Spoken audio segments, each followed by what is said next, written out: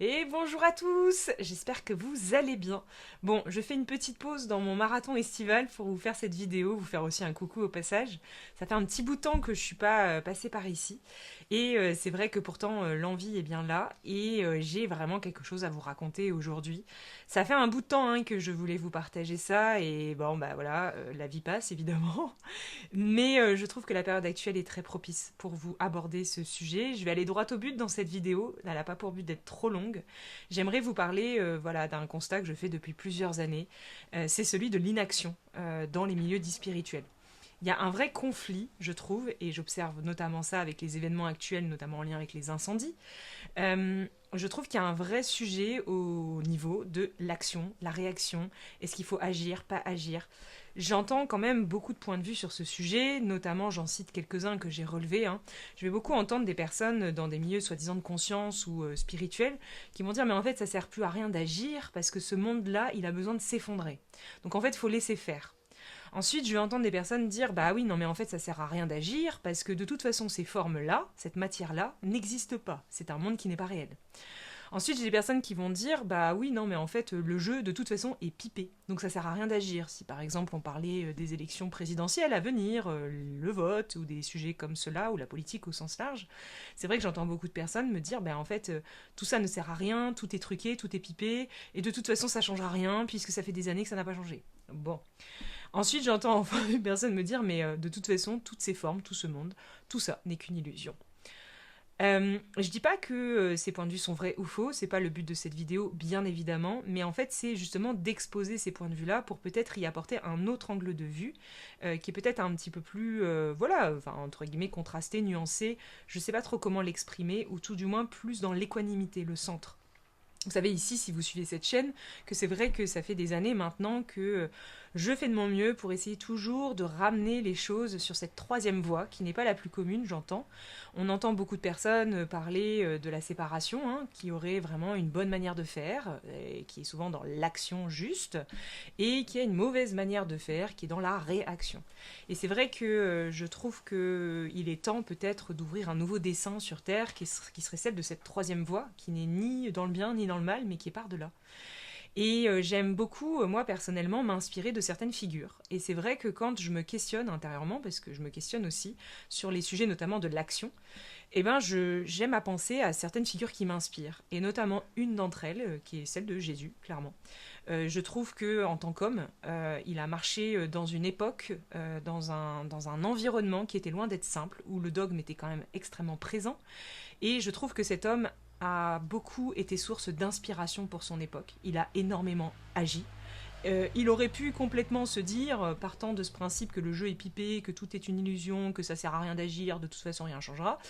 Bah, imaginez si Jésus était arrivé avec cette idée-là de la vie, je ne pense pas qu'il aurait passé autant de temps à prêcher, faire des miracles, faire des actions, agir dans ce monde comme il a pu agir et marquer le temps, si bien qu'aujourd'hui on en parle encore.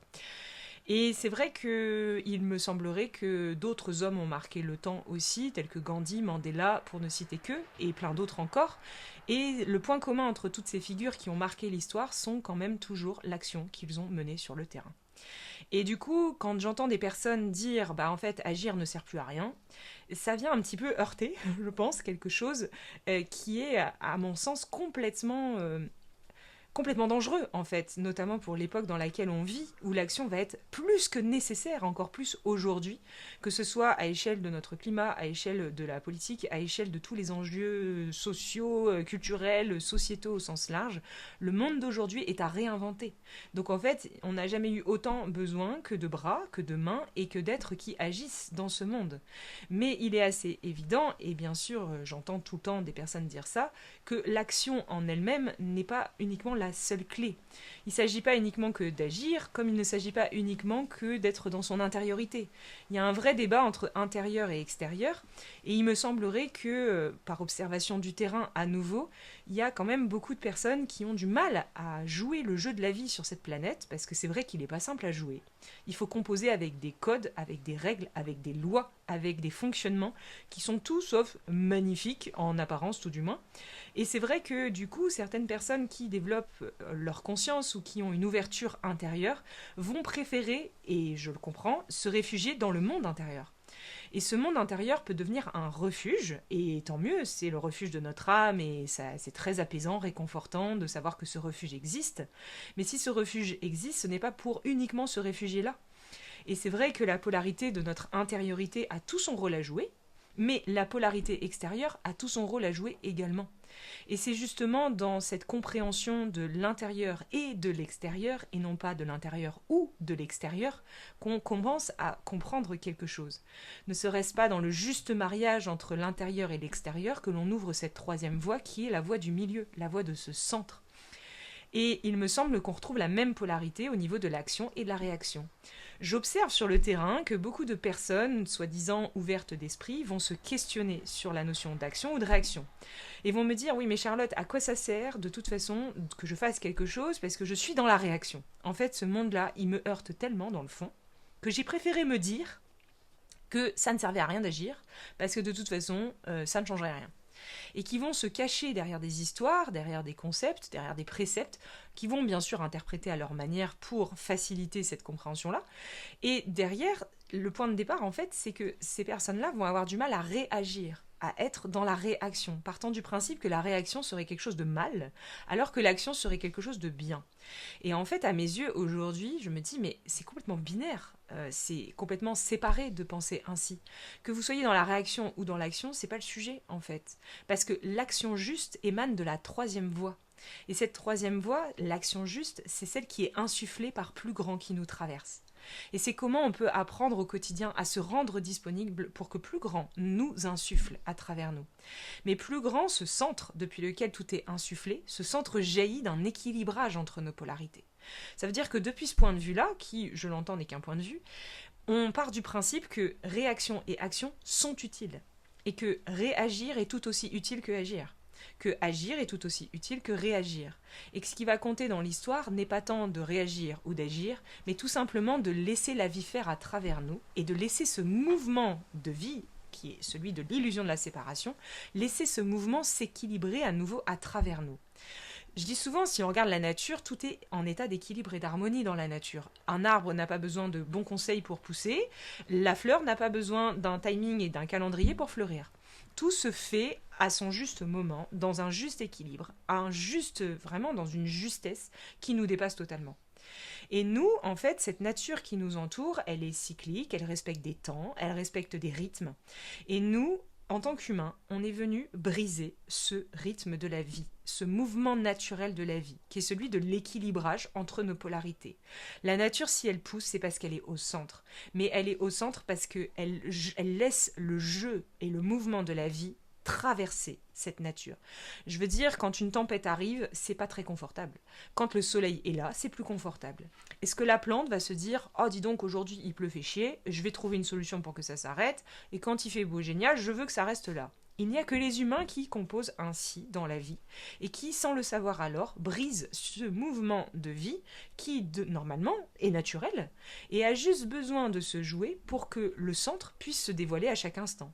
Parce que si on est autant d'un côté que de l'autre, c'est le centre qui est toujours là. Et ce centre, c'est celui depuis lequel l'action juste est insufflée. Donc, l'action n'est pas une clé, tout comme la réaction n'est pas le problème. Et en fait, ici, cette troisième voie, je pense, a besoin aujourd'hui d'être davantage mise en lumière, notamment dans les sujets de notre actualité planétaire, notamment en France. Si on regarde prochainement tout ce qui va se produire, je pense quand même qu'il est temps de restaurer l'action et de la remettre au cœur de nos vies, tout comme il est important de restaurer l'intériorité au cœur de nos vies. Tout comme il est important de trouver ce juste équilibrage entre l'intériorité et les actions de terrain à l'extérieur. Mais le monde extérieur n'a pas moins d'importance que le monde intérieur. Et pour pouvoir illustrer ce propos, je voulais vous partager une petite histoire soufie que j'aimerais vous lire. Alors je l'avais déjà montré, hein, ce tarot ici, c'est le tarot de la transformation. Et ça n'a rien à voir avec Osho, hein, même si c'est écrit Osho, c'est vraiment un recueil de plein de petites histoires philosophiques. Et je trouve que cette parabole soufie illustre à merveille cette notion d'action, justement, et cette difficulté à trouver l'équilibre, et j'entends que c'est pas si facile. Donc, je vous lis la parabole, comme ça je ne la déforme pas. Alors, cette parabole soufie encourage la naissance de l'homme du troisième type.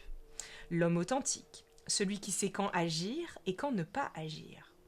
qui sait être un homme d'action lorsque c'est nécessaire, qui sait dire oui et qui sait être passif quand c'est nécessaire. Et dire non, qui est totalement vigilant dans la journée et totalement endormi la nuit, qui sait comment inspirer et expirer, qui connaît l'équilibre de la vie. Fais confiance à Allah, mais avant tout, attache ton chameau. Cette phrase est tirée d'une petite anecdote. Un maître voyageait avec l'un de ses disciples, et ce dernier avait pour tâche de s'occuper du chameau. Ils arrivèrent de nuit, dans un caravansérail, fatigués. Le devoir du disciple était d'attacher le chameau, mais il ne s'en soucia pas et le laissa dehors. À la place, il pria simplement. Il pria Dieu en se disant « Prends soin du chameau » et il s'endormit. Le lendemain matin, le chameau n'était plus là. Volé ou perdu, on ne put le savoir. Le maître demanda « Mais qu'est-il arrivé au chameau? Où est-il passé ?» « Je ne sais pas, » répondit le disciple. « Demandez à Allah. » Je lui ai dit de s'occuper du chameau. J'étais si fatiguée, je ne sais pas ce qui est arrivé. Je ne suis pas non plus responsable, car je lui avais dit clairement de s'occuper du chameau. Impossible de se tromper. En fait, je ne lui ai pas dit une fois, mais 3 fois durant ma prière. D'ailleurs, c'est ce que tu nous enseignes. Faites confiance à Allah. C'est ce que j'ai fait. Ne me regarde pas maintenant avec cette colère. Et le maître répondit. Fais confiance à Allah. Mais attache le chameau. Répondit le maître. Parce qu'Allah n'a pas d'autres mains que les tiennes pour pouvoir agir. Si Dieu veut attacher le chameau, il devra se servir des mains de quelqu'un. Il n'en a pas d'autre. Et c'est votre chameau. La meilleure façon, la plus facile et la plus simple, c'est d'utiliser vos mains. Faites confiance à Allah, ne faites pas seulement confiance à vos mains. Sinon, vous vous inquiéterez. Attachez votre chameau et ensuite faites confiance à Allah. Vous allez dire, alors pourquoi faire confiance à Allah si vous avez attaché le chameau? Parce qu'un chameau attaché peut aussi être volé. Faites de votre mieux. Cela ne rend pas le résultat certain. Il n'y a pas de certitude. Mais faites quand même tout ce que vous pouvez, puis, quoi qu'il arrive, acceptez-le. C'est ce que signifie attacher le chameau. Faites tout votre possible.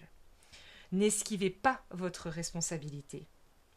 Puis, si rien n'arrive, ou si quelque chose va de travers, alors seulement faites confiance à Allah. Il sait mieux que quiconque. Peut-être est-il préférable pour nous de voyager sans chameau.